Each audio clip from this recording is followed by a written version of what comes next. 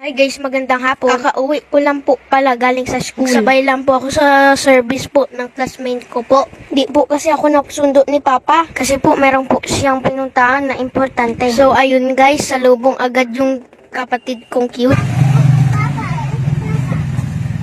Wala daw si Papa. Guys, linaro ko lang ng konting oras si Mara. So ayun guys, merienda na muna tayo. Kasamahan nyo kami.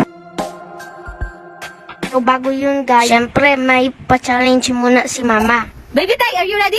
Yeah! Yay! Okay, let's start the Hakot Challenge! 6 seconds Hakot Challenge, guys! Ready! Ready! Set! Go!